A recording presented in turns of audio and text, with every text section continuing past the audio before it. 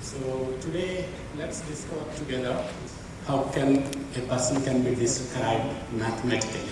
So this is my formula. Y is yourself is the integration function of I is the intakes. So that must be a variable, and there is a C which is constant, which means for every individual there are some variables, there are some constants, and that makes determine who you are. And the integration I means you have to sum up all the intakes. It's not one variable, there are multiple variables. So for me, there are three fundamental variables or three fundamental intakes. Everybody breathe, it's an intake, we intake oxygen. That doesn't make much difference between person to person, everybody takes it. So it's not a variable, but there are three fundamental variables for me. Number one, thoughts. Two, mental models, what we carry. And the third, food, what we eat. Rest all is very common denominator, so we don't need to worry about it. So these variables make a person what they think, what they are, how they act, how they decide. So let's go by variable. The first variable is how do we intake? There are two types of thoughts, positive thoughts, negative thoughts. Our mind is like a farmland. If you put an apple seed, you get an apple tree and you get apples, and it has again the seeds. Again you put those seeds, you get another apple tree, again another apples. Similarly, if you put positive thought, it becomes a tree, it will yield more positive thoughts, and again they give birth to more positive thoughts. Similarly, if you put negative thought, again it generates more and more negative thoughts. It's a choice to make, should I keep the positive thoughts or negative thoughts? What does it mean? Irrespective of the circumstances, a bad situation, good situation, a good challenge or bad challenge, or favorable conditions, non-favorable conditions, always keep your mind filled with the confidence and hope.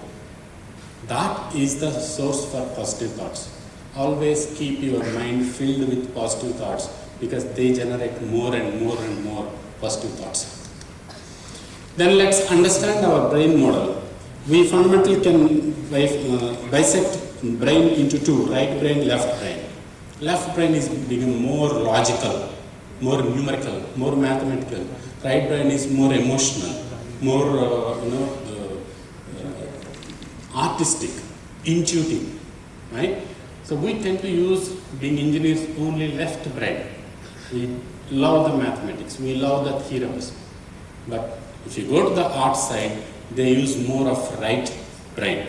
But the nature has given us both parts. Nature did not differentiate. You are going to go for engineering college, so you will only have left brain. You are going to go for the arts, so I give you only right brain. So every one of us equipped, but let's use it. Let's always try rational, use left brain. Think creative, use right brain. Don't ignore. Always try to be original. These three are the fundamental things to make more positive thoughts. It's okay to borrow a thought from someone else as long as the thought is good, but try to add on top of it. Try to add something of your own, even when you borrow a thought from others. It's okay to borrow thoughts. Everything need not be created by you. And big no to programmed thinking. Most of us, unknowingly, we think the way it was programmed by someone. That someone can be an influencer, someone can be some book, someone can be some situation, but you have to stop thinking programmatically. You are programmed to think like that. But are we aware that we are programmed to think like that? We think, okay, I'm thinking, but no, you are thinking in a certain way. Reflect yourself and say, no, I want to think originally. I want to avoid programming thinking. Okay, that's very, very important. And look at the famous quote from Albert Einstein. He said, knowledge is power, knowledge is important, but imagination is even more important. So when you take knowledge, add imagination to it. Don't just intake the knowledge. If you are studying about a theorem, try to imagine what is the application of this. How does it work? If you are designing a small component in your electronics lab, imagine what is the application, how the customer is going to use, how the user is going to use, what problem it is going to solve, how it looks like in the end product. When you are reading some mathematical formula in your textbook, see, okay, this is a theorem, this is a calculus formula, what's it? Can I imagine how it is applied in reality? Okay, always, whatever the knowledge you are intaking, attach it with the imagination. That's very, very important. Then the second variable is the mental models. We all see pictures like this, the abandoned tracks. So now, let me tell you a small story. Okay, let's say there is an abandoned track, and there is a girl or boy, an innocent, is playing, coming from a school. That's her habit, and there's another track where a group of people enjoying, right? Looks good, normal, but when you are walking by that time, you observe there is a train coming. Neither this innocent kid know there is a train coming, nor a group of people observe there is a train coming. They are busy in their own world, and you are just observing. There is a fatal accident is going to happen. And luckily you see there is a lever very near to you. You can change the lever this side or that side. And you have to take decision because time is coming. Which side do you pull that lever? When I narrate this story n number of times, most of the time I get one answer. I want to save large number of people. I'm not sure what you are thinking. Mostly, you can question yourself. You want to sacrifice one life to save large number of lives. It's reasonable, right? Looks normal. Looks that's the right way. It's a mental model. That's how we think. We think that saving large number of people is the right thing to do, sacrificing one kid.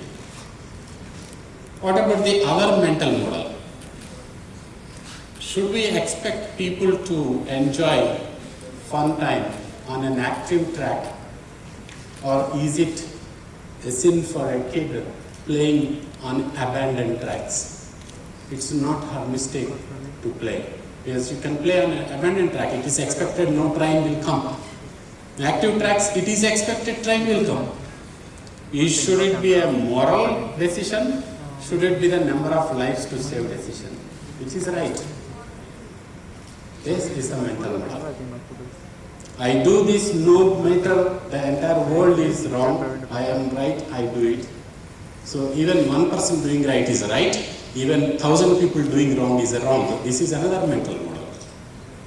Okay, here is not a debate you should save large number of people, sacrifice one kid, or is it not a debate that who is right, who is wrong? This is the mental model, right? Let's look at another scientific example. I'm sure when you go to a new place, first time, there are stairs, there's a chance that first 1.5 step to 2 steps, you feel difficult because first time you are taking, there's a chance that you may slip. The 3rd step onwards, you don't slip. Okay? You don't learn how to climb stairs when there are different models. It can be stone stairs, it can be carpet stairs. You don't learn. The mind has a power of making a model how to adapt to different styles of the staircase. That's the reason you don't do the same mistake or you don't fall same type 2 times in your life. You might fall in bathroom only one time. The second time your mind brings a model. Make sure that you will never fall the same way again. Okay, so that's the power of mental model. Another scientific mental model example, during the Second World War, when they analyzed how do we protect planes from taking the bullets, okay, they collected all the damaged flights, they simulated, they observed where are the areas the bullets hit. They said, okay, these are the areas, highest possibility that a bullet is hitting, and observing all that scrap they have in their ad. They said, okay, let's make flight which is resistant in these areas so that it will come back safely. And everybody applauded. Looks reasonable, looks scientific, and they progressed until one person thought, okay, looks good. We took this data from all the damaged flights from our yard. Probably there are flights which never returned who took the bullet in the other areas. Maybe the other areas are more dangerous than these areas. That changed the mental model. You got a flight back to your backyard because the bullet is in this place. Probably there are flights already burnt in the war field. They never returned because they took the bullet in the other areas. So this is another mental model. When a situation arrives, what is your thought process? How you are reacting to it? How you started thinking? This is decided by the mental model. Okay? So, mental models are really great because mental models are to make you feel safe, to make you more productive, because nature's job is to protect every living being. So nature made you to stay safe, stay secure.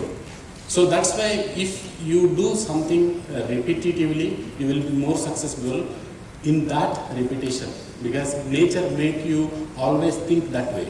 That's why people think the way they think, because the nature, the mental model for them is this way is more secure.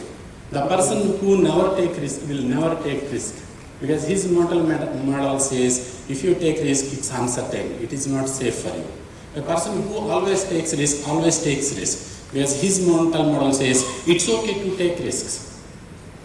Okay, so always brain create a model based on the situation and put you in a safe and secure situation. Hence, if you want to think creatively, if you want to think out of the box, if you want to challenge the status quo, you have to challenge your mental model. Hey, am I programmed to stay safe? Am I programmed to think only like this? Am I programmed to secure myself? Or can I take risk? Can I think differently? That's where you need to challenge your mental model. And it's okay, because you want to be safe, you want to be secure, you will continue the same way which is proven. But that will not make you a better person, that will not make you a greater person, unless you think out of the box. For that, you got to challenge your mental model. The third intake is the foods. Okay? The foods can be categorized again like engineering. We plot graphs, x-axis, y-axis. If we plot in x-axis healthy, low healthy, high healthy, and y-axis taste, because we also attribute food the taste. Yeah, highly taste and low taste. So healthy food and low taste, we don't like it. If it is healthy food and healthy high taste, that's the best thing. It's not healthy, but it's very tasty, like junk food. It's neither tasty, not healthy. It's a crap food, right? What's our choice? Okay, what's our choice? The physical health is important. Primarily, we attribute food with the physical health. But in reality, your physical health is okay, but if your mental health is not good, your physical health will not make you a better person. Mental health is even more important than the physical health. And the food you intake has a greater deal of impact on your mental health. Right? if you want to maintain calmness, if you want to maintain concentration, your food habits have to change. And what is the simple formula?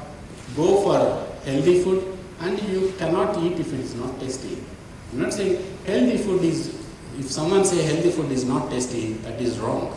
It need not be like that. There are healthy foods which are tasty enough. Choice is yours. So this is the third intake. Why it's important to have mental well-being? It has a chain reaction. If your mental well-being is good, you are at the calm mind. If you have a calm mind, you will be able to reflect on your mental models. If in a situation, are you getting anger suddenly? In a situation, are you jumping to conclusion? In a situation, are you trying to do something in a reflexive way? Because your mental model is pushing. That means at the mind you are not calm. When someone says something, are you reacting? Are you processing? If a situation comes, are you getting disappointed? Are you getting emotional? Are you absorbing and calm? Unless your mind is calm, you won't be able to see, okay, should I use this mental model? Should I do that mental model? You will not have time because you are very reflexive. If you are very reflexive, you are highly tempered.